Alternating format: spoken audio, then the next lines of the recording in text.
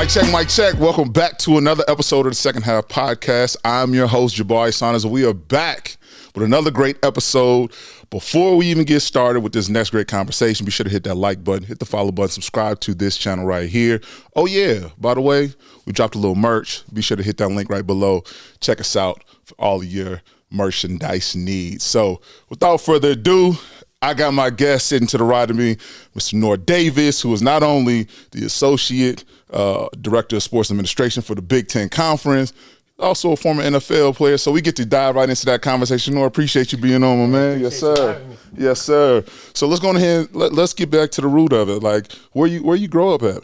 So I'm a child of the government. My dad was FBI, so I kind of moved around a lot. Oh, wow, okay. Born in L.A., grew up in D.C., Ottawa, Canada, then Orlando, and then made the trip out west to go to school. So been a little bit of everywhere. Yeah. Chicago makes city number 9 I've lived in. So jeez, everywhere. 9 cities. So you definitely had an interesting growth process, cultural differences, being exposed to so many things. Like, what is that kind of like trying to balance out as you're growing up? I'm sure it's a little different for you, right? Yeah, it was always trying to adapt and fit in, right? Yeah.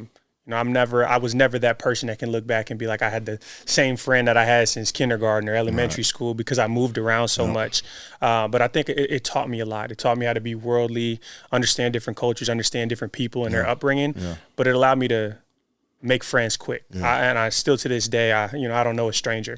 I have the ability to try to interact with people from all different walks of life, socioeconomic background, you name it, because that was what I had to do. I had to adapt and get to know people and survive, whether it's Canada, whether it's Florida, just all the places I named, there's different cultural, of course, so exactly. you adapt and survive, and that's one thing that I definitely took away big time from my upbringing. Nice. I mean, you speak highly of your father. Do you have any brothers and sisters that you got to run around with and compete with a little bit? I do, yeah. I have a younger brother.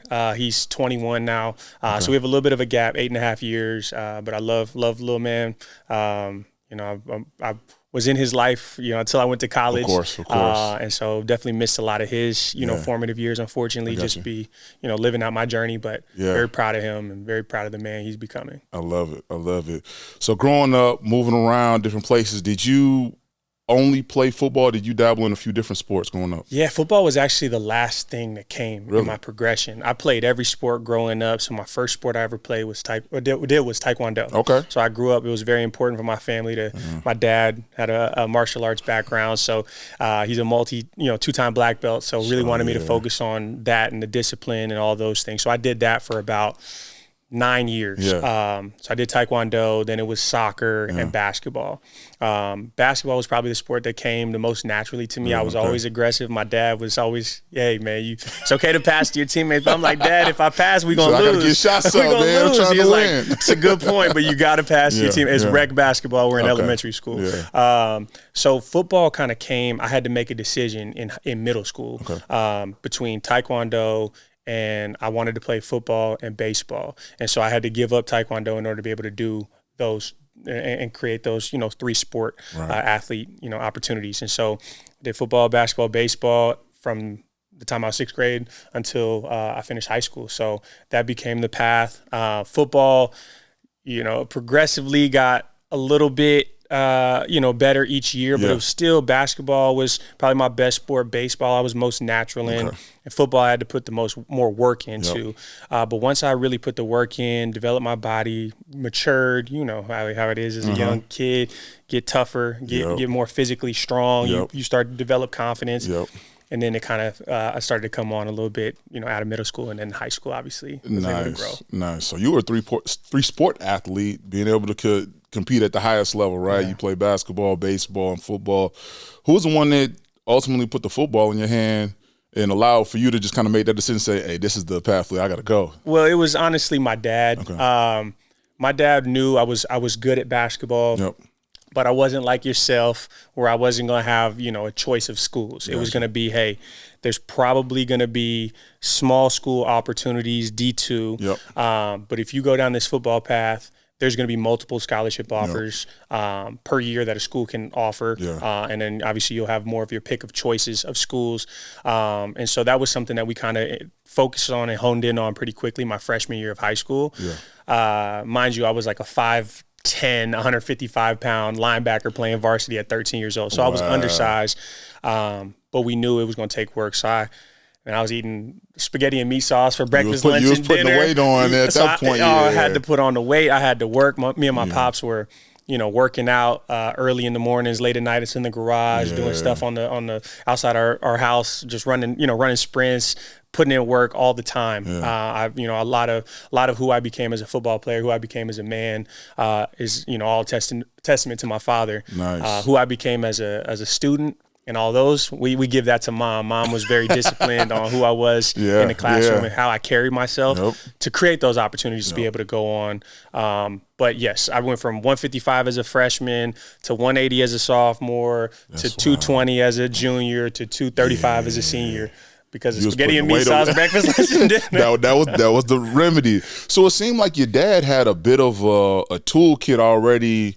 Where did he get that kind of information from? Like, did he play at all? Like, I know you said he was FBI, but like, did he play? Did you have family members that played? Yeah, so my dad played.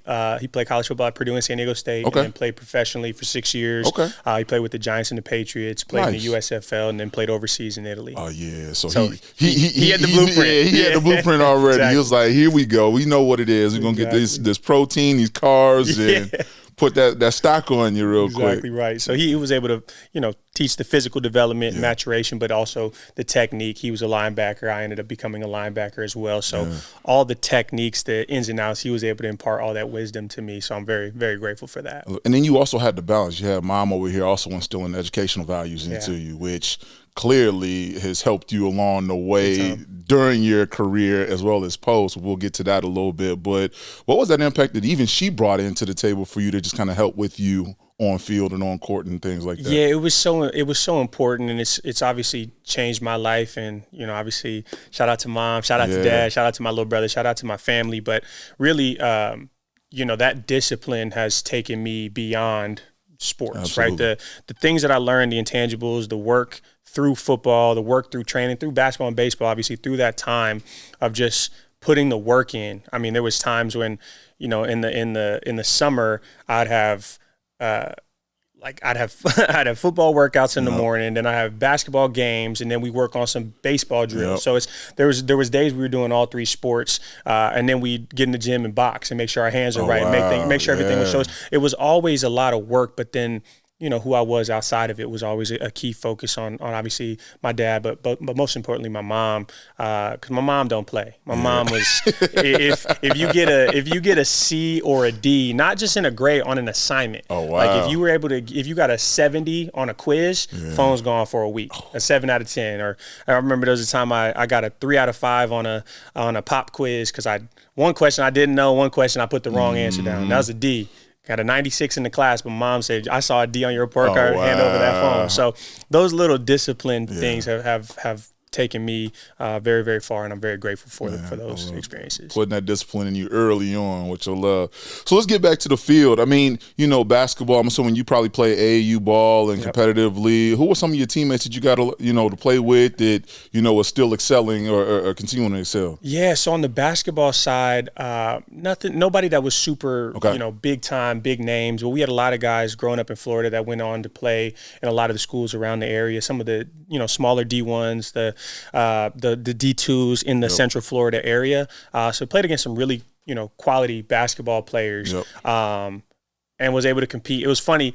A lot of guys that I actually played against in basketball were also football players. So, but they all ended up going and playing in the NFL. So I had a lot of guys that Keanu Neal was a guy that played in the NFL. He's still in the NFL, but he was a guy that we used to bump and play in basketball, played in football, and then obviously he's had a career, amazing career. Amazing career. So there's a lot of that football basketball overlap, kind of where I grew up. That dynamic. And then, like you said, you played baseball and of course football. Who are some of the guys you grew up around that were helping push you and excelling you? That were all still in the mix, and the rivals, top 50 and 100, and all the all the storyboards, the who's ranked and what. Who else was in your class that you were competing with? There was a lot of guys within kind of my local footprint that we would compete with.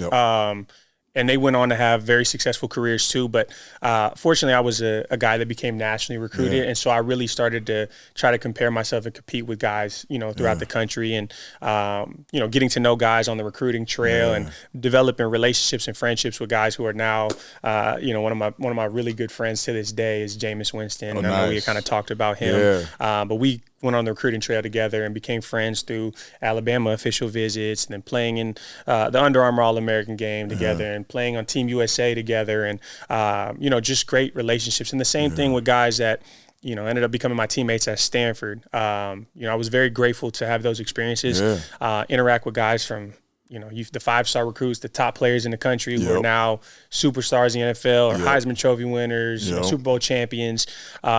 It puts something different in you because you just end up being surrounded by greatness. Absolutely. And so you want to strive to get better and better, and it lights a fire under you a little bit more. Yeah, I love it. So here's one thing, everybody talks about the quarterback, like you said, Jameis, he's having success, he's thriving. Of course, he's having success both on field and I feel like on social media as well. He's absolutely a funny character, which is great. Dude. I'm sure he is. I'm sure he is. But, everyone always talks about, the quarterback has to be the smartest person on the field and all those different things. But for me, at least when I'm thinking about it, you playing defense, the linebacker is the one that's queuing everybody up. Yeah. And you played that role. Yep. Tell me a little bit about what that experience is at the linebacker space that probably not many people understand that side Absolutely. of the game. No, you're 100% right. The linebacker is the quarterback of the defense.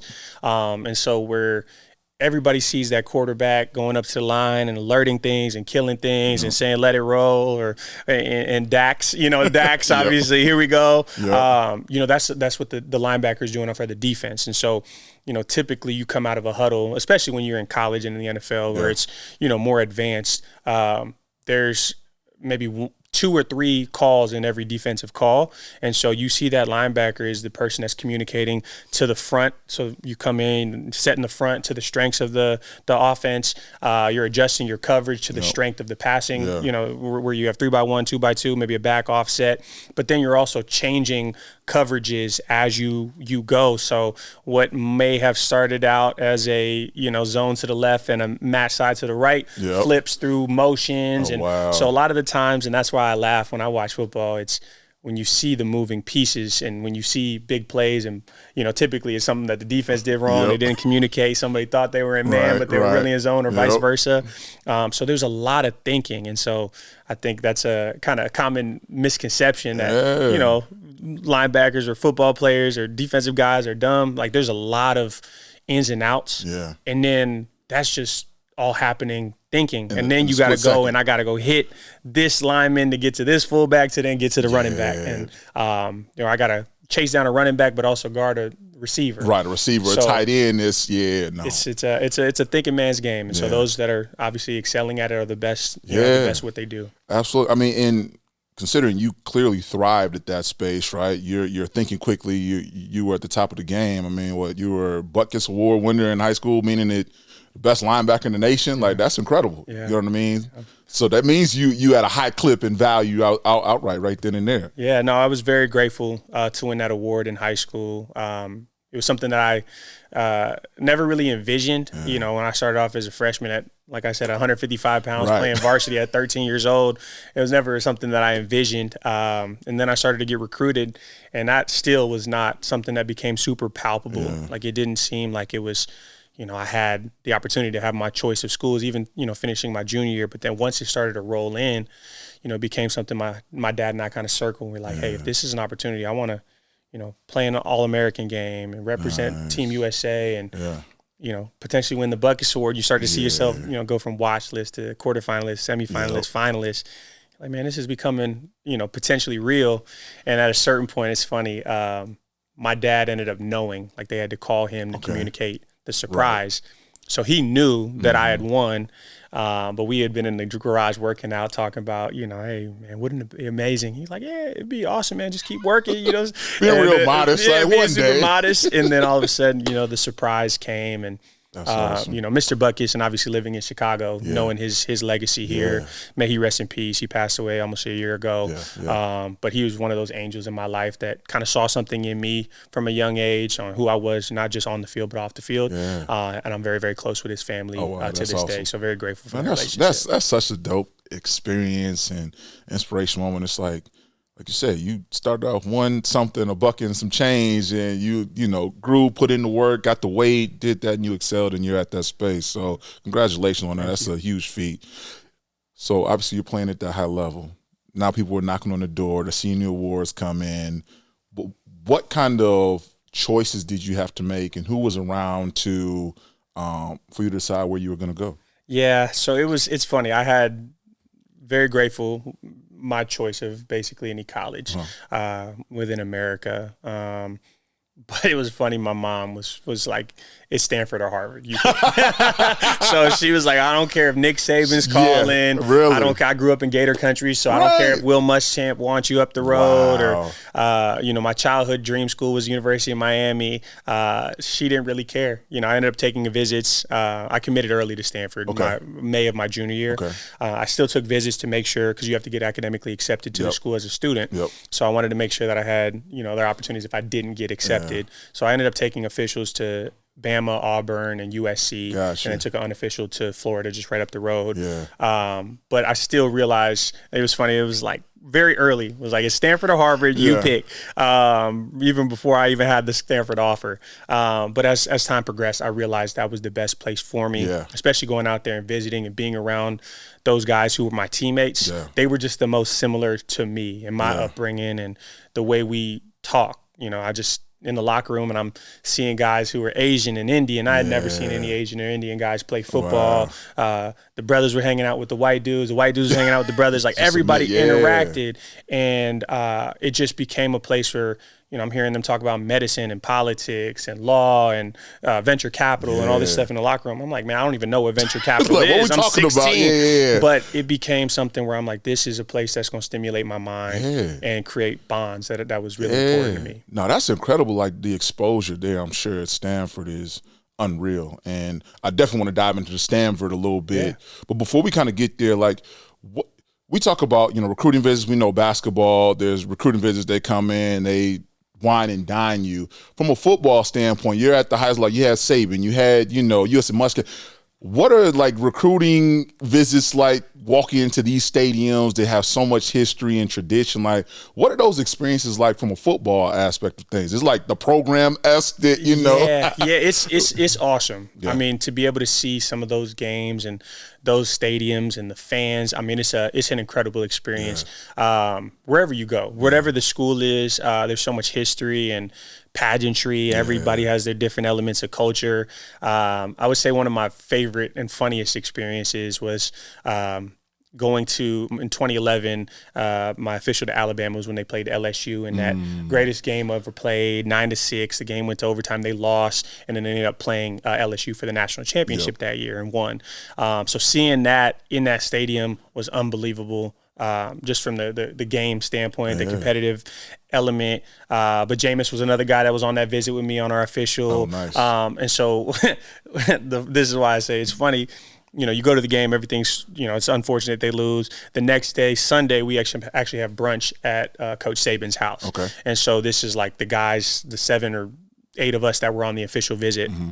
And we go to Saban's house for brunch with the coaches. His wife is there, and they chef it up for us. And then, guys are playing basketball outside. Okay. And everybody's dunking a little bit. And I remember Jordan Jenkins, who was a linebacker, he ended up going to Georgia. He like tomahawked one and took the basket off the frame. Like the whole basket came down, the thing came off, the thing fell, and everyone was like, oh, how is Coach Saban going to react? And they all looked at Saban. He just started laughing, and he was like, man, tell one of the GAs to go assemble it back together. And then he let us ride around in his little, ATVs. I mean, those are just cool experiences that you just never would have thought you would have on an official visit. Absolutely. So really, really cool experiences and things that I'll remember and memories that will last a lifetime. I mean, being among some of the best leaders that played college football and even better men, you know what I mean? It just kind of helped add to the experience, of course,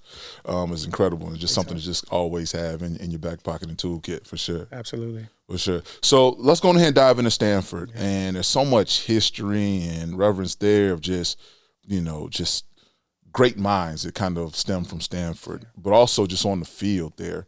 Tell me about your collegiate playing experience and how that kind of impacted as well. Secondly, how it impacted your career off the field as well. Yeah, no, that's a great question.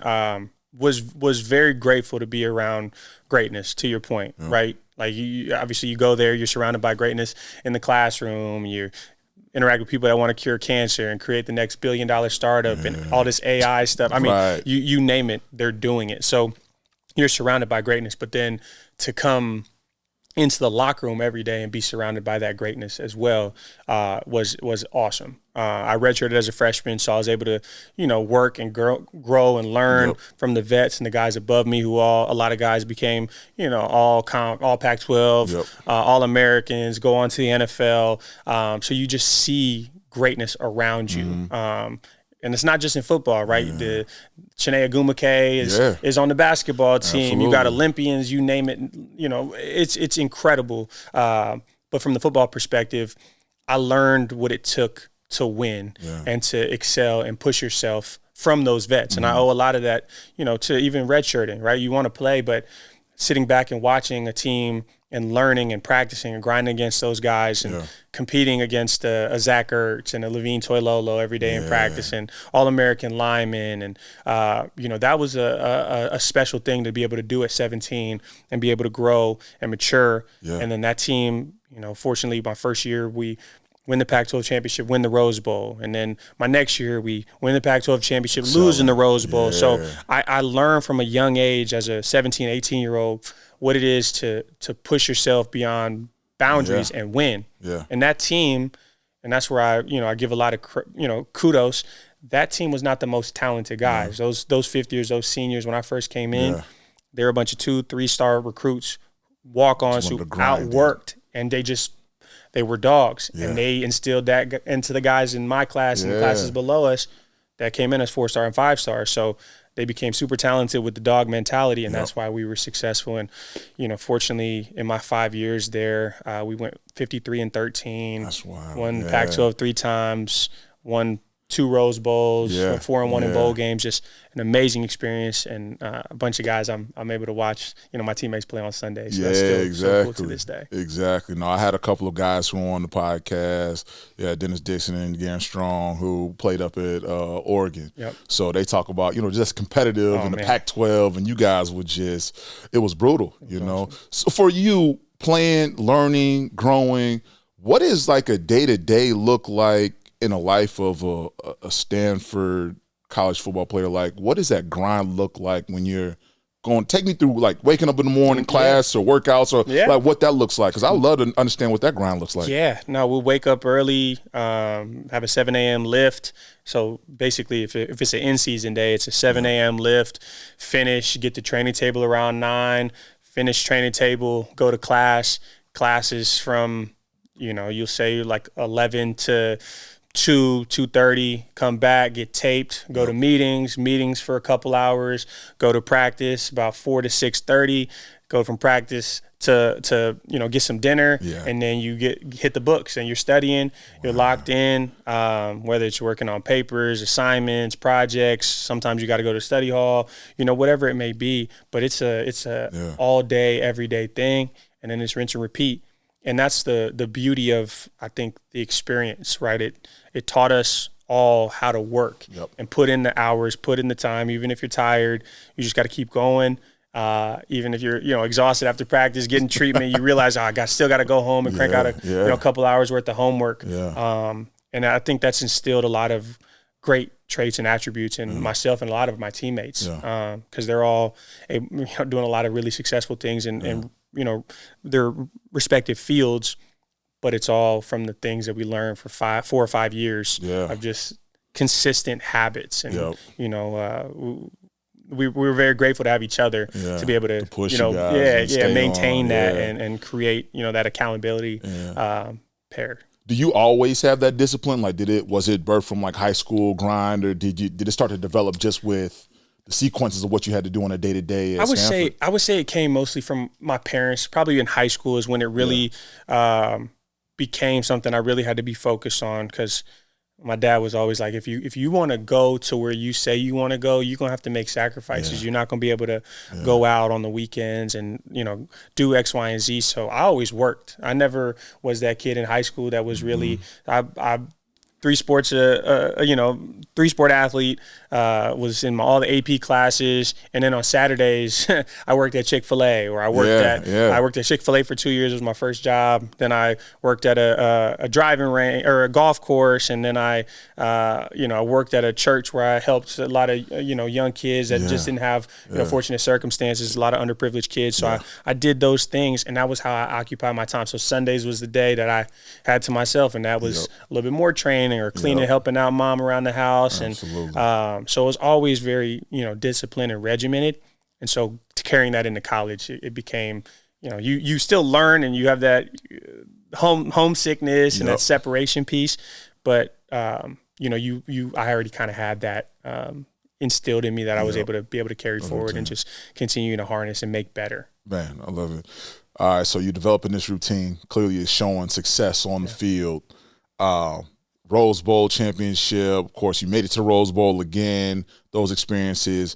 Your career at Stanford is starting to come short. Graduate. Do you always have ambitions to make it to that next step and go to the league and kind of do what your dad did as well, or what was that kind of transition for you into the business side, if you will? No, absolutely. It was always a dream, right? The NFL was always a dream job, a goal, but fortunately my parents were always like, it's not a guarantee. And so that's a big reason why I went to Stanford. It was because I knew that eventually football could come to an end, whether it's my decision to walk away, whether I play 10, 15, 20 years, or whether I don't play a snap, don't even get an opportunity. Right. And so we had to kind of create that contingency plan. And that's why my parents always, it was very important for them to instill in me who I was outside of football. And I think that's probably one of my greatest strengths in life. I listen to people. I listen to my elders, my mentors, and I take guidance without having to go through and making those mistakes in my life. And so fortunately, I was able to do that. When it came from a working perspective, I worked through college. And so I spent a couple years interning for Condoleezza Rice. Worked for her for 2 years in a student assistant role. Amazing experience. She ended up becoming my academic advisor. We have a great relationship to this day. So I did that for 2 years. And then another 2 years, I worked in our athletics department, working with communications and social digital strategy. So I always had those things outside.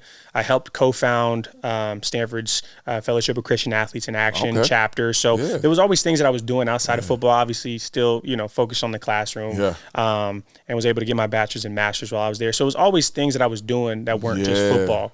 But I think the biggest thing for me that helped my transition, and it's good to say now looking back, right? In the moment, I would have never envisioned it. But I tore my Achilles going into my senior year. And so going into my senior year, I'm competing for a starting spot. I'd already played a bunch, and I was a redshirt junior. So, that was my senior year. But I'd already played a bunch as a redshirt sophomore and played a little bit as a redshirt freshman. But the redshirt junior, my senior year was going to be like the year. And last turn of a conditioning, all of a sudden, pow, and tore my Achilles. And the doctor told me, 9 months to a year for rehab. And this is May of going into my senior year. I'm like, man, I'm about to miss my whole senior year. And so that was a moment where I marked that as one of the significant moments in my life because it really challenged who I was as a man, not just as a football player. It challenged who I was between my ears, who I was at my heart, and who I wanted to be going forward. And I'm a person, I do a lot of research. I'm very analytical. And so I looked and I was like, after I had my surgery and had a little bit of time to, decompress, I looked and I was like, how fast has anybody ever came back from this injury? And so I looked online. Terrell Suggs came back in 5.5 months. So I printed that out, brought it into my PT. I said, make me a plan for 5.5 months. I'm coming back mid-season. And they're like, all right. But then I just put the work in. I just put my head down and grinded. And 5.5 months later, I was back on the field. Was able to come back for the last 7 games of my senior year. Played in Pac-12 championship. Played in the Rose Bowl. And so was able to, thinking a year was going to be completely lost to coming back and contributing to a team, winning championships. But that audit on the other side is what I would say has impacted me the most in my long term in my career, because I went from doing something that I had done my entire life, right, competing, to all of a sudden I can't stand, I can't walk, I'm staring at the ceiling, And God basically said, sit your ass down.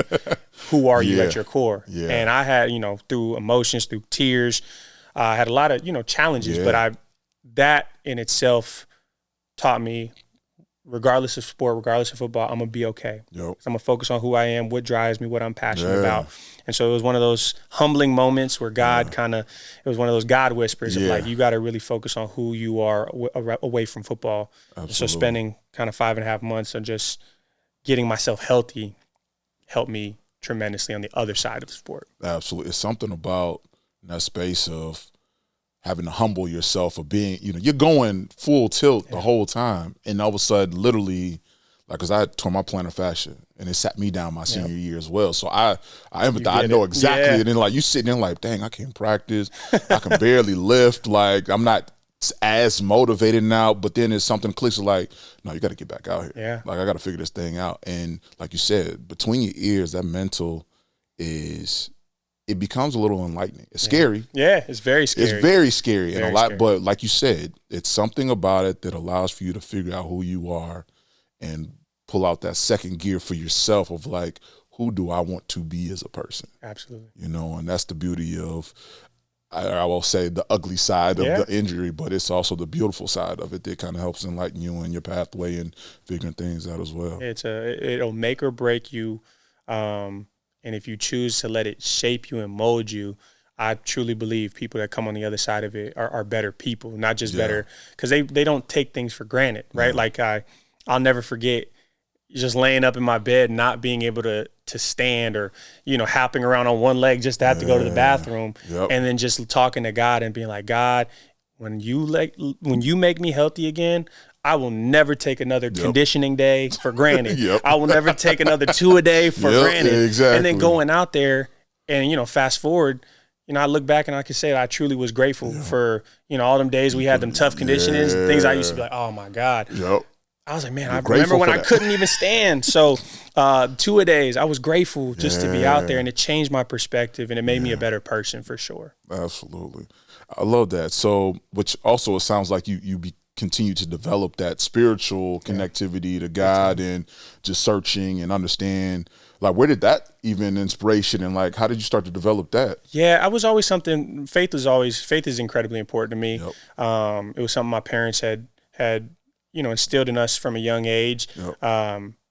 Just having a higher power calling, and in our household, it was God.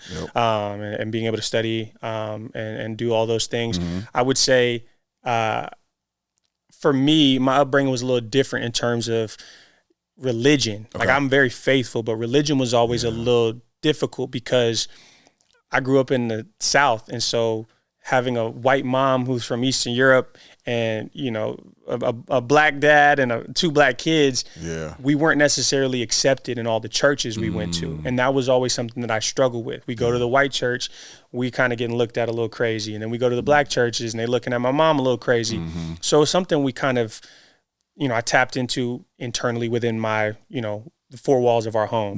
And then going to Stanford, the awakening for me was we had some Bible studies. I tore my plantar fascia as well my freshman year, and one of my buddies was like, "Man, come to a Bible study tonight." And I was kind of beaten up. I was in a rough spot, just that transition, 17 years old, being far from home, getting hurt. And that was the day where I truly felt like I felt God talk to me. It was Joshua 1:9. Have I not commanded you?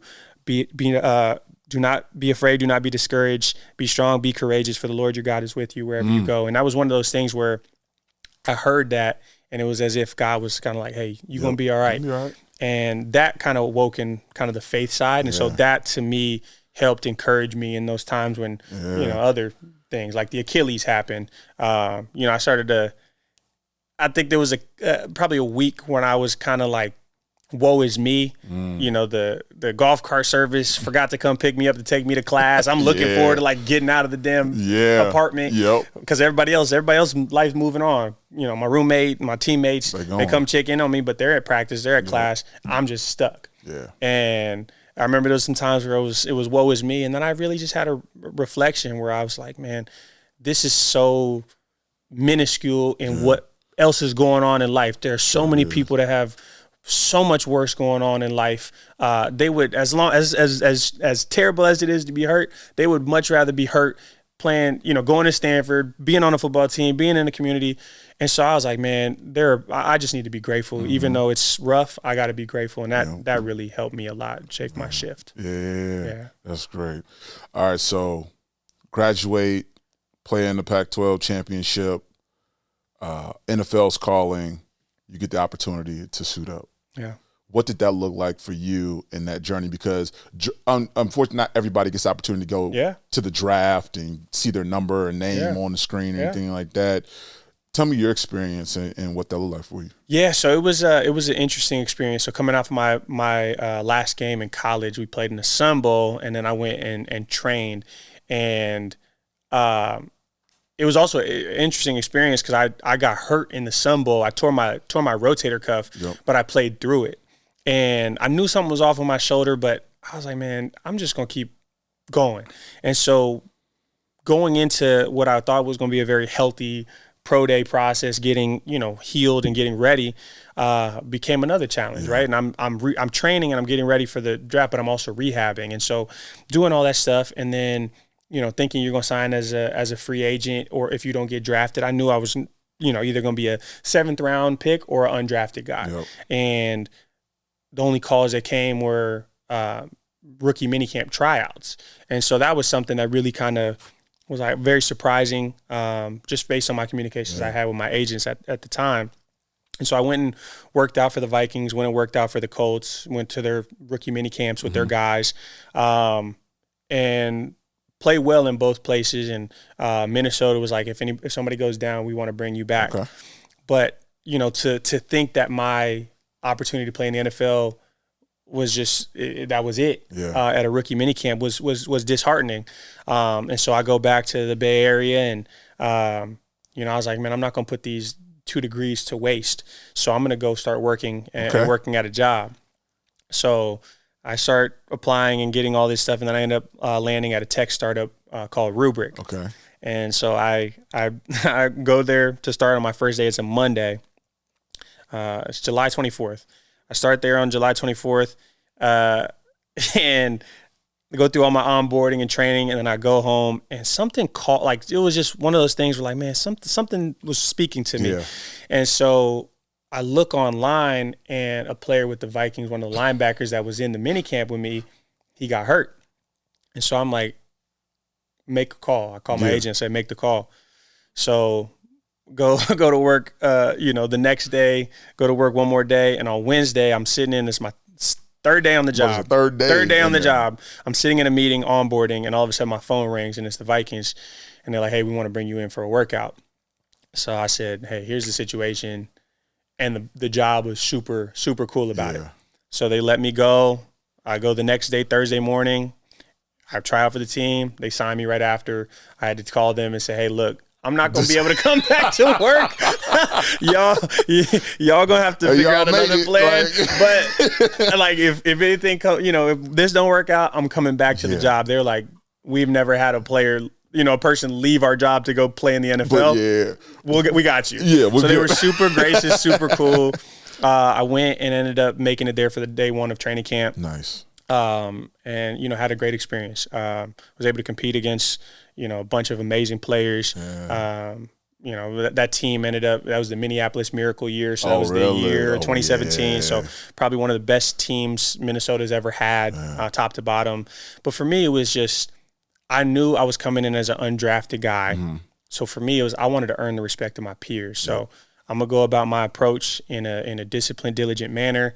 I'm not going to say much. I'm just going to hit. I'm going to study. I'm going to learn. And really that was my main focus. And was able to do that. Proved a lot to myself, making plays in practice, making plays in games. And that was, it was awesome, right? It didn't end up living into the long career that I wanted it to be. I ended up getting let go after camp, try to figure out the next, phase if I was going to sign on. I knew there was some opportunities in Canada. At the time, there wasn't all these other leagues. Right. But for me, it was like, I know I want to play in the NFL based on my position. If I go to Canada, either on a year or 2 year, 3 year deal, I have a guaranteed injury rate, right? And if it's not something with my body. It's going to be something with my head. I'm going to be banging as a linebacker. Exactly. So for me, I knew I wanted to play in the NFL, and that was really it. Yeah. And if the opportunity comes again, I'm going to be locked in. And if it doesn't, I'm okay because I was able to live out my dream. Yep. And so was able to come back to that job at Rubric, worked there.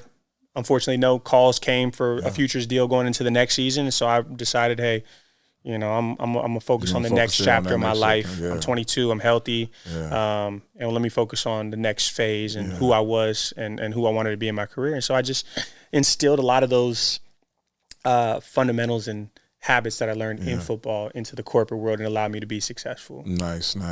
I mean, what I love about this story is that you set that goal out there. You said, hey, I'm going to the league. I'm going, that's the goal, is to get to the highest level, and you did that. Yeah. Like you said, it may not have, evolved into the long-term MVP, you know what I'm saying, race type of, career, but you made the goal, and that's more than, that's a 1% opportunity. Exactly. People don't even realize it, so you're able to get that. Congratulations on that. That's great success that I'll always love. Anyone, living out their dream, that's incredible, be able to hit that. So congratulations with that. So I definitely want to get to this part because there's some things I want to unpack is, your second half. Like you said, you're going through, you're balancing corporate life with playing, and then you close that locker up for the last time. Yeah. Did you have that kind of mental stuck, or were you just like, all right, I at least have something to fall back on, which was a nice little safety net with Rubric? Mm-hmm. So it's funny. It was never like I'm closing this locker for the last time, because you just don't know. And that's, I think, the tough part of the business of football, right? I think football is one of the most unique professions in the world, agnostic of sport, because we're in basketball or baseball, hockey, everything's guaranteed deal. So even if we let you go, you're still going to get some money. Yeah. Football is one of those sports where if you get let go, we're not going to pay you. You're on your own. And I think the thing that it teaches you, it's a very humbling thing, but I always try to give this kind of metaphor to people. So for example, in football, if somebody gets hurt in a practice or in a game, and all of a sudden you see a new face come in the locker room and they start taking him to the equipment room and handing him some stuff. Yeah. Somebody in the locker room is gone. Somebody's getting gone. Somebody's getting and you might not know about it. They might not even know about it. And there was some times where we were in Minnesota, and new quarterback came in to replace a guy that got banged up, and all of a sudden you start seeing people looking around who's going, and all of a sudden we check Twitter and it said we have released such and so. And he's sitting right next to me, and we're like, and you go to meetings and they come and grab him and he's gone, and you don't even get a chance to say bye, right? You bring your iPad, come back, his locker's cleaned out, you don't even get a chance to say bye. And so I try to liken that to, could you imagine if you go into your job and all of a sudden there's somebody sitting next to you in your marketing desk, in the marketing corner, which means somebody in the marketing team is getting sent home that day. You don't even, and all of a sudden you come back. Where's Jenny? Jenny's gone. Jenny's gone. We didn't get a chance to say bye. Jenny's on a plane back to where she came from. And so it's one of those businesses where it teaches you a lot of you gotta show up every single day and work and put your head down. Wow. And that was something that I took into the second half. Was I basically pivoted. I didn't know that it was going to be the last day I closed my locker. I didn't know that playing against the Miami Dolphins in the final preseason game was going to be my last time ever putting on a football helmet in a game. I never knew, but that just so happened that way. And so then I, transitioned into the next phase at Rubric, and I just started putting my head down and working, and stayed late, got there early. I actually was selling. I was in California, but I was selling to the federal government on the East Coast. Okay. So I'm in the office. I'm the first person in the office every single day. East Coast 9 to 5 on the West Coast. So I'm in there from 6 a.m. every single day, on the phones, making emails, setting up meetings. But I became like a global top 5 sales performer in my job because I just put in the same work. I had no idea what I was selling. Of course. Like at first, I'm cloud data management software. I don't know anything about that. Backup disaster recovery, but I learned how to talk the talk and just outwork people and just create relationships. And that helped me in that second half. But that has also transcended into the next phases of my, corporate experiences, where I've learned what it is to work and create relationships and create synergy. And I owe a lot of that to the 22, 23-year-old that then became a, sales manager at a young age. They put a lot of trust in me because I was able to show up every day, and very grateful for those experiences. Like you said, those relationships are key, and you've had some huge relationships, and something you kind of, I don't want to say glossed over a little bit, but like going back to those relationships. Oh, you hear it? I mean, it's not crazy. You could probably dumb it down, but I definitely hear it. You'd hear it. It's going to take a while for it to turn on. Let's just roll through it. Actually, let me see if I can. Might be able to turn it off from the phone. Give me a second. What's that? Oh, technology, man. Technology is amazing. Yeah, exactly. Back in my day. Let me see. You had to go turn the thermostat off. Let's see, fan. Let me turn it off. Is it off? Nope. No. We'll see. Maybe it'll turn off. Maybe it won't. All right. Remember where you were? Yep. I'm all good. We good? All right. Cool. So yeah, like you said, you had a ton of relationships. You had a ton of, connectivity to people. And something you kind of glossed over a little bit, even with Stanford. Like, how important was it to have a mentor such as, Condoleezza Rice, you know what I mean? Yeah. Which is incredible. Stanford alum. Also seems like she's very invested in sport as well. Yeah. So there's that dynamic and relationship. Like, how important is that to have her as a mentor to kind of help guide you? Yeah, it was everything. Yeah. And how it came about was the funniest part of the whole story. I was able to get to know her briefly when I first got to campus. Yep. Got a chance to meet her. She's involved in the athletics and the football program just from an oversight and administrative capacity. Obviously, she's a brilliant and amazing person. Yep. But I was sitting in my spring semester of my freshman year. I was sitting in Psych 1. And I get a text from our director of operations said, a USA Today article is going to come out tomorrow saying that you're going to be working for Condoleezza Rice this summer. Call me if you have any questions. And I said, so I stepped out of class. I said, I got some questions. Yeah. How did this happen? I'm not going to say no, but do I have a choice? How did this even come about? And I guess she saw something within me and was like, hey, I want him to come work for me. Yeah. And that's how I ended up working for her. Developed a relationship with her while working, by working on a lot of, strategic projects, special projects for her. Yeah. We were doing it for a few hours a day, and then, we'd have summer school class, go work for her for a couple of hours, go to conditioning, go to practice, do treatment, and rinse and repeat through the summer. And then through that, I did that for 2 years with her. She is a political science teacher, professor, and she's, part of the department. So I asked her if she would be my academic advisor, and she said yes. And so that from, 17 years old when I first met her had turned into a beautiful relationship. Yeah.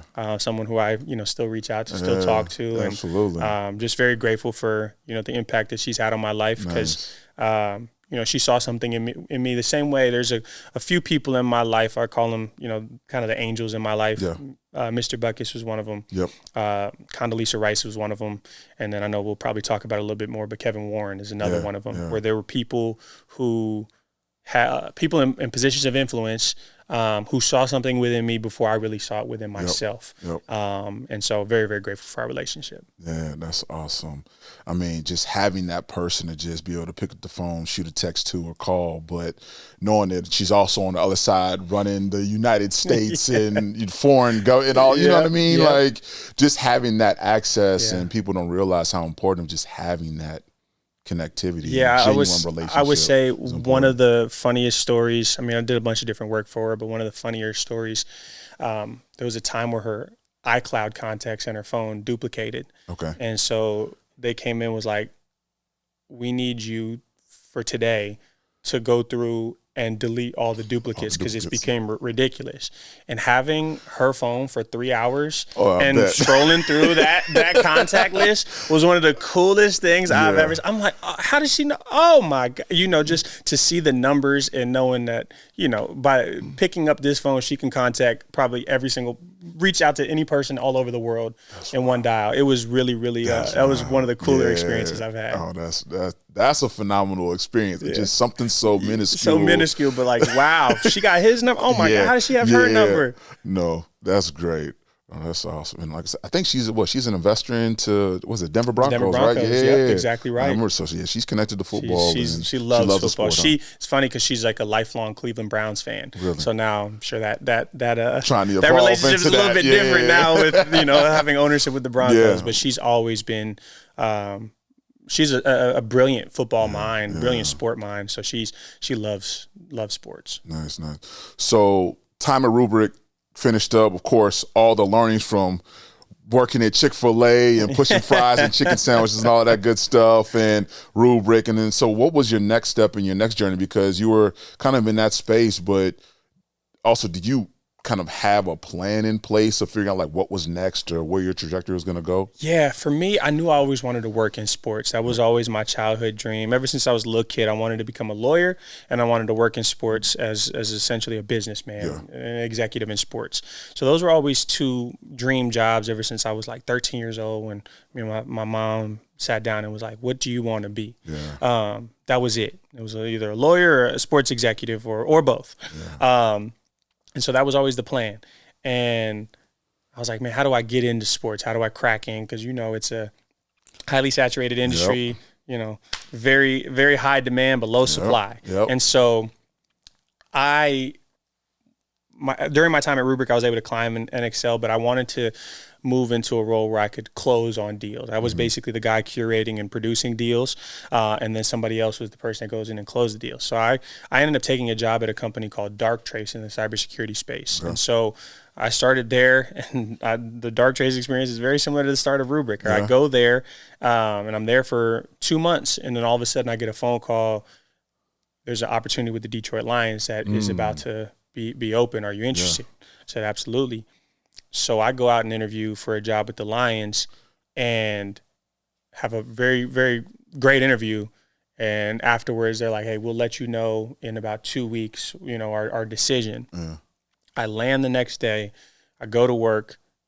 I get a call saying, you got the job. We need you here in 2 weeks. And I'm wow. So within like I ended up being at Darktrace for only a few months. And then I ended up relocating my life to Detroit. And that was my ability to enter into the business side of sports and getting into sports.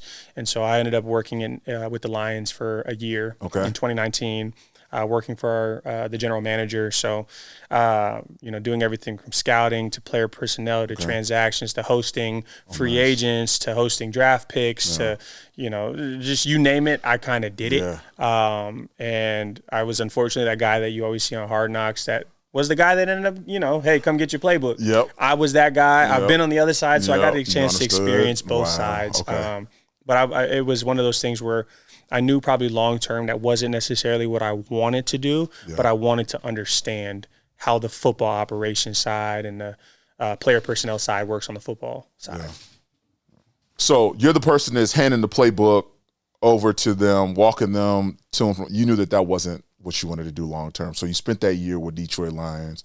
What was next for you? Because it seemed like that was a space, you're in the industry, you've got relationships, you're figuring things out, you're finally getting your traction. What was next for you?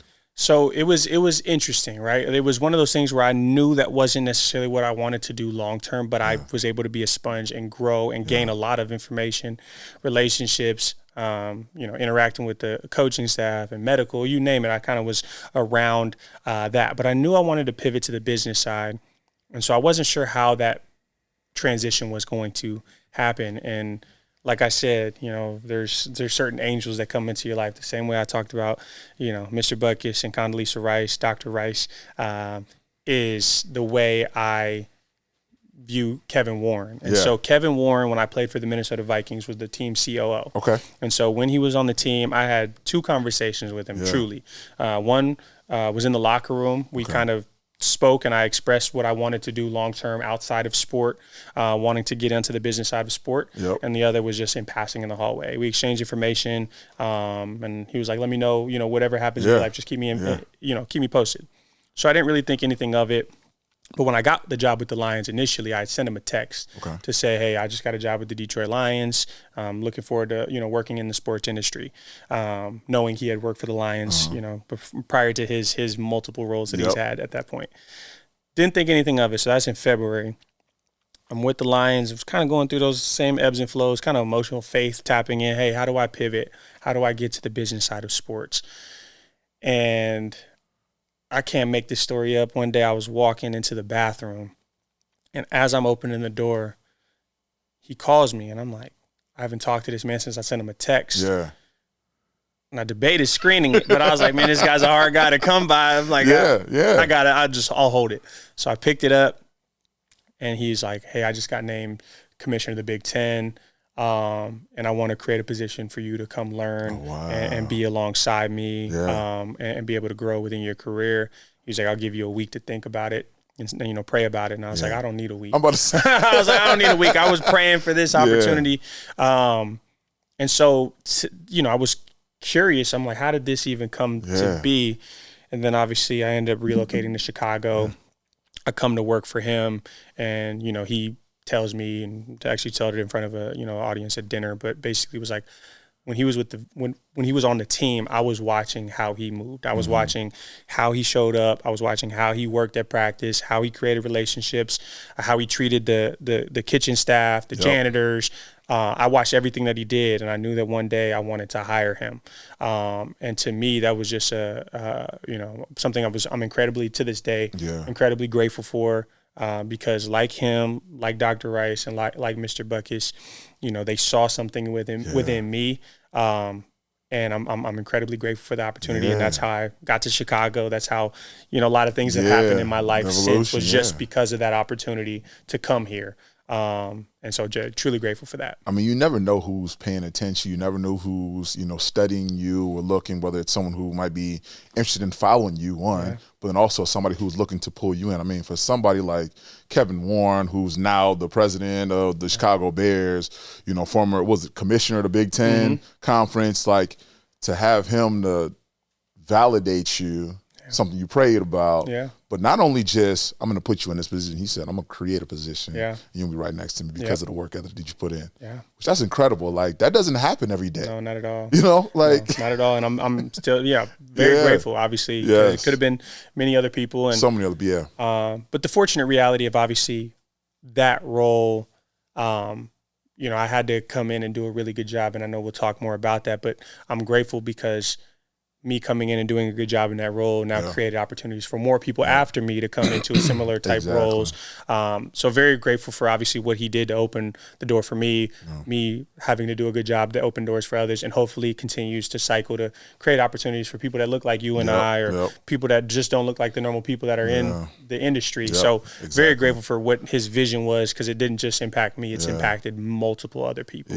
I had a brief conversation with Kevin. We were at a BLA event. It's a Black Leaders a group that's here in Chicago. It's really great. But he came to speak, and we had a short conversation. He was like, he played, I played Division II basketball, and, his kind of talked about his, I was like, man, you're the dude I need to have on my podcast, but we'll get to that down the road. Hopefully, Kevin will get him on for sure. But, just having somebody who's inspirational such as that, who's looking out to bring people to look and walk and talk like us, to be able to sit in rooms and, be a part of the journey, which is incredible. So big kudos to him to be able to put you in that situation to learn. So tell me a little bit about that. So you made it to the Big Ten Conference, which was evolving, growing. I mean, evolved and kind of included what we were talking about earlier, Pac-12, and now the Pac-12 is a part of the Big Ten, and USC and Oregon and all the teams you used to play against and play with, and they're like, oh, they're a Big Ten. It's crazy, like looking and seeing whose patches on the jersey now. Big time.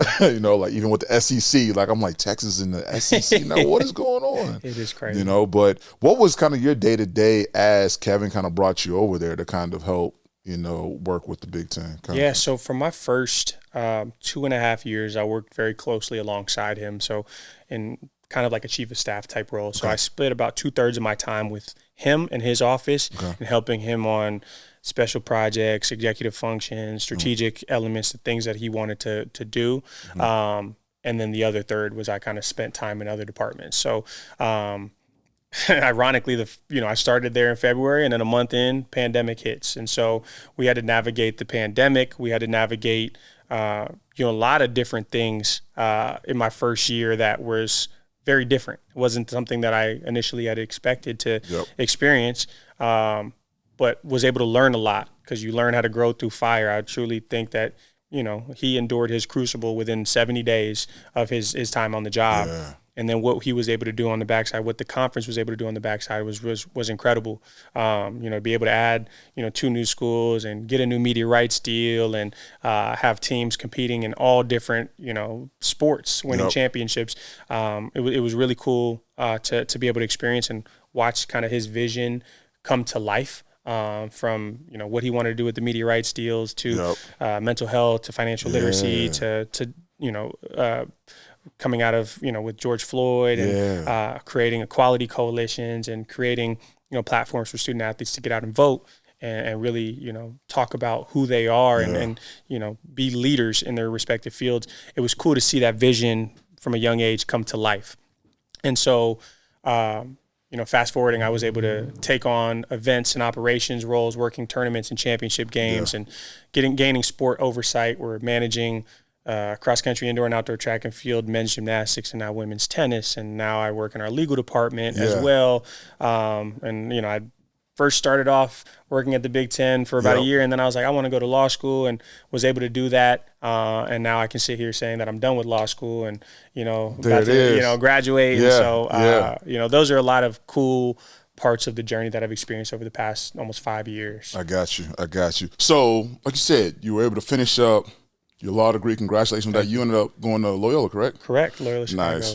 In a weekend JD program, so I was able to do it while I worked. It was a grind. That's a huge balance. I'm not going to lie. It was a grind. Late nights, early mornings, weekends. Sure. But yeah, very grateful now to be done and looking forward to the next half. I know this is still part of the second half, but it's the next chapter within the second half. A little overtime, that's all it is. A little extra minutes is going on for sure.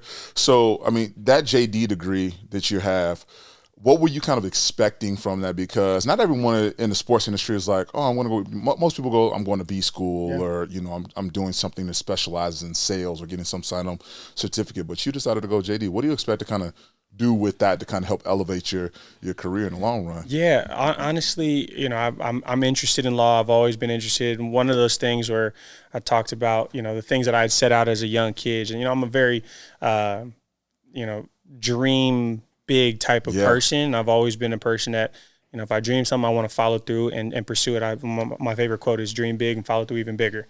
And it was something I dreamed about. I wanted to get my law degree, and fortunately I was able to do it. So a lot of things was, I want to prove to myself that I can do this. I want to prove myself right.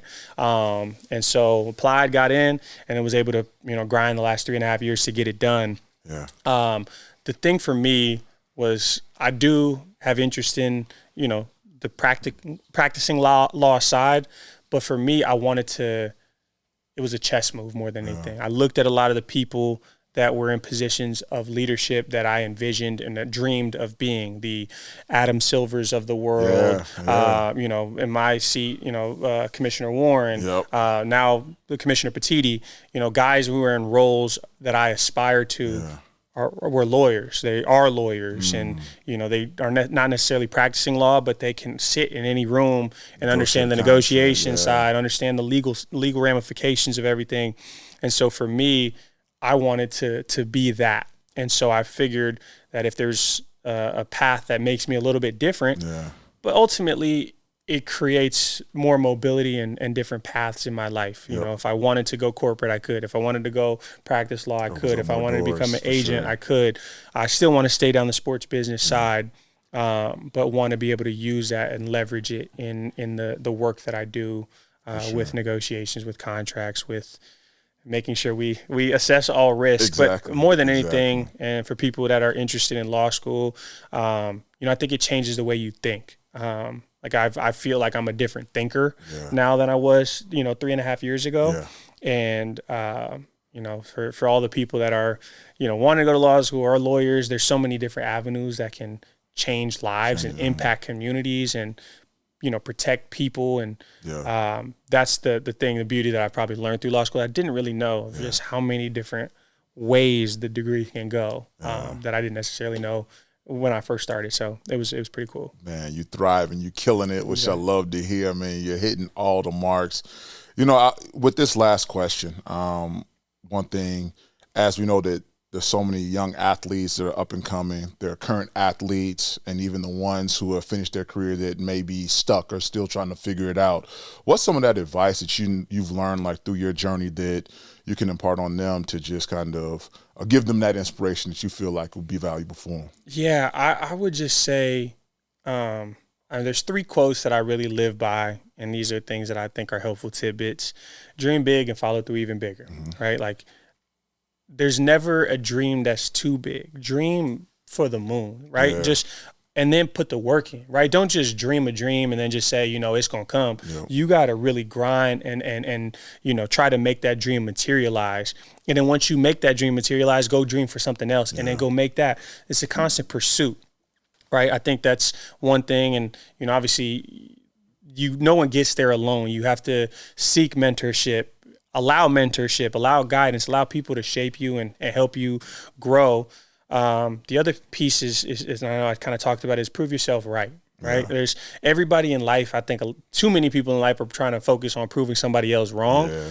Why don't prove yourself right? Say, I can do this, and I'm about to prove why I can do this. And I think if people took that type of perspective into any field, they'll find success, because it's not about it's about you. It's between you and you. And then the other piece is 1% better every day. Like I try to strive to just, how can I be better today than I was yesterday? Yep. And that's not necessarily in my career. That's not necessarily in school. It's how can I be a better boyfriend? How can I be a better son, a brother? How can I be a better friend? Yep. How can I mentor somebody? Yep. How can I, have random acts of kindness every given day, where I can just a better person in this world? And so those are the things that I would really, a lot of the stuff starts with you. And really focusing in on who you are. Because I think if you find that happiness and that intrinsic motivation for yourself, you'll find it'll pay dividends on the back end. You're absolutely right, man. I appreciate it. Like, you have such a dope story. I think everything that you shared, especially the end, is just so important that individuals need to understand and just to inspire themselves to keep going and just focus on that 1% getting better. So more importantly, Noor Davis, appreciate you jumping on the second podcast. I really appreciate it. With all you guys tuning in, be sure to check out the episodes coming up, more episodes on the way. Follow us on all social media. Be sure to hit that like and subscribe button. Of course, grab some merch as well. We out, Second Half Podcast. Appreciate it.